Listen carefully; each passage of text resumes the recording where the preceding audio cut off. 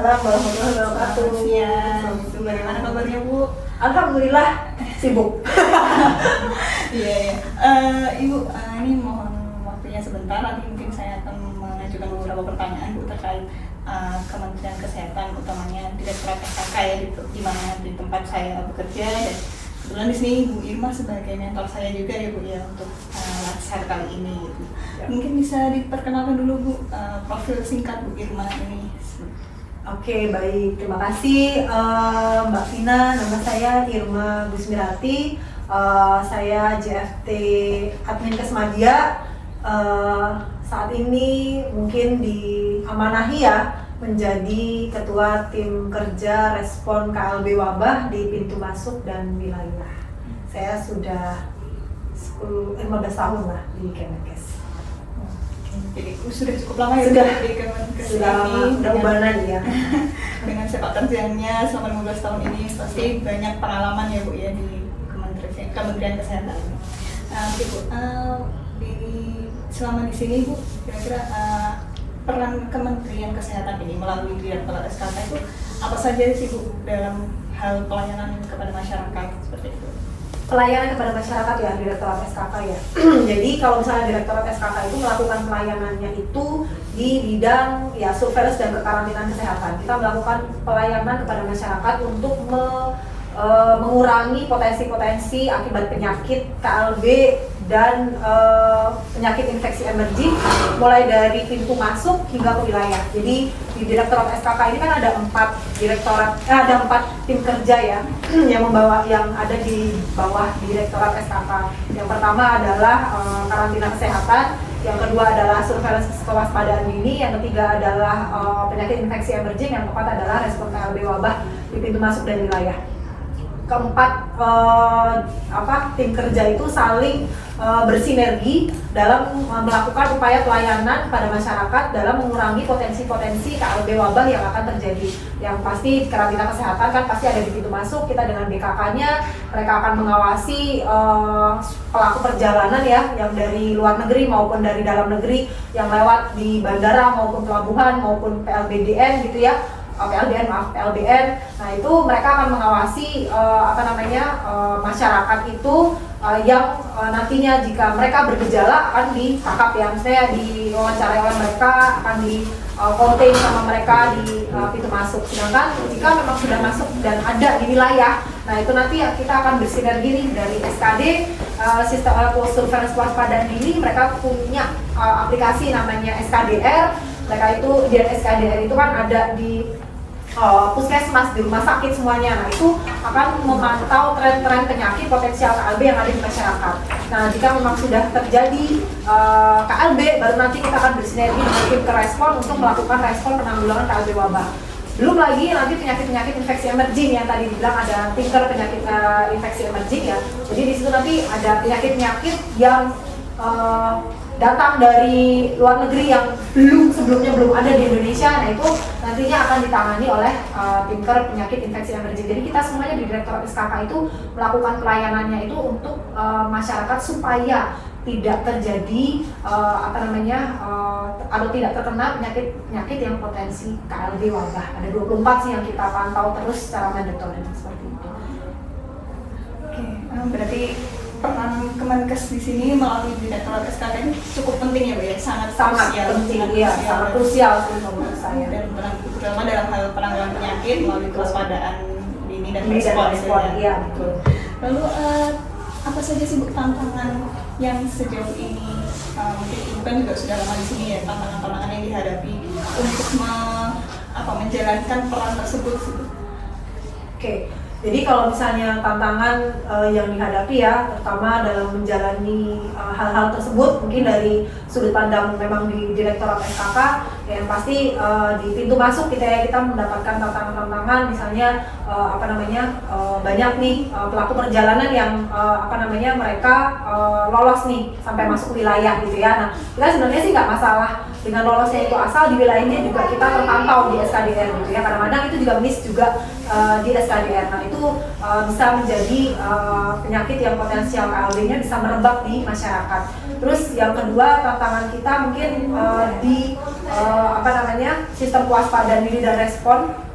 Selama ini kan kita hanya memantau masyarakat yang datang ke Fasiankes di SKDR-nya. Nah, padahal ada banyak masyarakat yang dia itu tidak datang ke Fasiankes walaupun dia bergejala. Nah, itu tantangan kita di situ. Gimana caranya ya kita memunculkan surveillance berbasis masyarakat. Jadi supaya masyarakat itu bisa membantu gitu ya, membantu puskesmas dalam melaporkan penyakit-penyakit potensial KLB di wilayahnya supaya tidak merebak gitu ya. Karena di SKDR itu hanya memantau orang yang orang yang datang ke Fasiankes. Kalau orang yang di masyarakat sendiri kan tidak bisa dipantau melalui SKDR, itu tantangannya di situ. Terus kemudian infek juga hal yang sama gitu ya. Jadi walaupun sekarang teman-teman sudah melakukan surveillance syndrome di rumah sakit di di Indonesia, ada beberapa rumah sakit di Indonesia yang melakukan surveillance syndrome gitu ya untuk menangkap kasus-kasus infeksi emerging. Tapi tetap saja itu harus terus diperluas gitu ya rumah sakitnya, sehingga kita harapkan sih semua rumah sakit nantinya akan menjalankan surveillance syndrome tersebut supaya jika ada kasus-kasus atau jika ada gejala-gejala yang berpotensi ke arah penyakit infeksi emerging bisa tertangkap. Terus yang terakhir adalah respon. Respon kalau misalnya tantangan kita di respon ya ini banyak sekali sekarang KLB itu meluas di wilayah Indonesia ya. Yang terakhir mungkin ada kalau misalnya Pak Vina dengar ada KLB di Sumeneb, KLB Capak, kemudian ada KLB malaria di Palimotong gitu ya. Jadi dan banyak lagi KLB yang lain. Nah, tantangan kita adalah bagaimana dinas kesehatan bersinergi dengan OPD-OPD lain dan masyarakat dalam melakukan respon KLB. Jadi selama ini kan mungkin ya karena itu di bidang kesehatan aja gitu ya, jadi dinas kesehatan jalan sendiri. Nah, ini kita harapkan dengan statement KLB itu karena kan sekarang statement KLB berdasarkan undang-undang harus di-state oleh bupati dan wali kota gitu ya, dan bahkan gubernur jika itu provinsi. Nah, itu kita harapkan semua OPD saling bekerja sama untuk menghadapi KLB, tidak hanya di kesehatan saja gitu. Jadi seperti itu sih tantangan kami. Jadi selama ini respon ya walaupun di suatu daerah sudah kriteria KLB tapi tidak di-state menjadi KLB gitu ya, karena ya mungkin ada alasan politis tertentu, tapi itu sebenarnya agak sedikit menghambat upaya dalam respon KLB karena OPD-OPD yang lain tidak bekerja sama dalam menanggulangi KLB gitu. Jadi cuma OPD kesehatan saja, padahal itu penting ya kalau misalnya OPD-OPD lain itu ikut berperan seperti misalnya KLHK, misalnya lingkungan hidup dan OPD-OPD lain yang saling berkaitan dengan penyakit tersebut. Jadi tantangan ini sebenarnya cukup besar juga, banyak gitu ya, kompleks dengan peran yang sebegitu penting dan krusialnya gitu ya.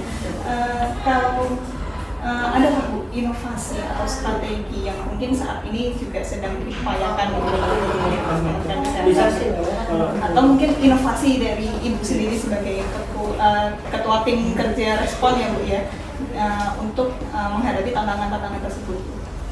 Kalau misalnya di bidang respon itu sendiri sih inovasi-inovasi kita ini ya, jadi kita akan kita ada nantinya kita akan menggerakkan yang namanya tim gerak cepat gitu ya, tim gerak cepat. Jadi kita harapkan semua kabupaten kota bahkan even sampai tingkat puskesmas itu mempunyai tim gerak cepat gitu ya. Jadi nanti jika ada penyakit yang trennya sudah meningkat gitu ya, penyakit berpotensi KLB itu langsung ditangani, tidak menjadi KLB yang meluas gitu. Kita harapkan seperti itu. Itu adalah di bidang TGC gitu ya, tim gerak cepat, kita harapkan seperti itu. Terus kalau misalnya untuk inovasi-inovasi yang lain ya tadi seperti kita ada piloting yang namanya surveillance berbasis masyarakat. Yang tadi saya bilang sebelumnya bahwa SKDR kan hanya menangkap kasus-kasus yang datang ke Fasiankes. Gimana dengan masyarakat yang datang ke Fasiankes? Nah, itu kita inovasi kita adalah SBM itu sendiri. Jadi surveillance kita ada inovasi surveillance berbasis masyarakat. Jadi kita harapkan tidak hanya kader tapi juga sekolah, terus kemudian seperti kayak peternakan gitu ya, peternak itu tuh saling bahu-membahu bersinergi gitu ya untuk melaporkan penyakit-penyakit yang ada di masyarakat gitu ya, dilaporkan ke puskesmas gitu. Jadi nantinya tuh yang KLB itu tidak, ya kita harapkan tidak ada terjadi KLB gitu ya, apalagi KLB yang meluas gitu, seperti itu sih kita harapkannya seperti itu. dan juga mungkin di karantina kesehatan ya pastinya inovasinya apalagi sekarang diluncurkan Indonesia ya. Jadi itu suatu aplikasi yang kalau misalnya ke luar negeri ke Singapura itu ada Ica sama itu satu aplikasi yang mengayomi semuanya. Jadi mulai dari bea cukai, mulai dari kesehatan itu semuanya akan masuk ke Indonesia. Itu merupakan salah satu inovasi yang luar biasa dalam. Jadi apalagi kan orang luar negeri datang ke Indonesia kan pasti akan ada aja pasti ada gejala penyakitnya itu akan bisa tertangkap di Indonesia. Itu inovasi-inovasi yang ada di Direktorat SKK. Oke. Lalu harapan Ibu sendiri khususnya sebagai Ketua Bidang Kerja Respon ini, apa harapan Ibu ke depan supaya instansi kita ini, terutama Direktorat SKK sendiri ya, itu terus berkembang gitu? Harapan saya dia supaya berkembang, jelas ya kita pengen banget Direktorat SKK ini berkembang karena memang sekrusial itu gitu ya untuk melindungi masyarakat supaya tidak terjadi KLB.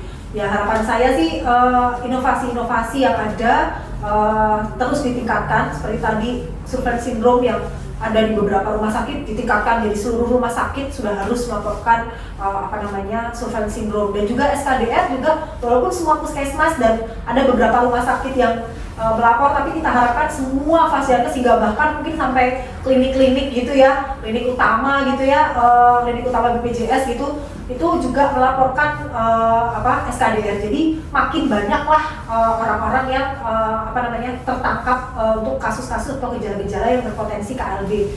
Dan kita harapkan juga untuk inovasi-inovasi kedepannya seperti multi-source surveillance syndrome gitu ya, kayak sekarang kita kan bekerja sama dengan BMKG terkait dengan DBD, penyakit DBD gitu. Jadi kan penyakit-penyakit vektor seperti berbasis vektor ya seperti DBD, cikungunya, malaria itu kan karena nyamuk itu juga based on iklim juga ya yang ikut mempengaruhi. Jadi kita bekerja sama dengan BPBD untuk itu. Nah, itu kan masih ada piloting di Bali dan Jakarta. Nah, kita harapkan inovasi ini terus berkembang ke seluruh Indonesia. Jadi penyakit-penyakit vektor itu bisa ditangani karena vektor itu memang yang paling sekarang itu paling sering sekali menjadikan KLB di Indonesia.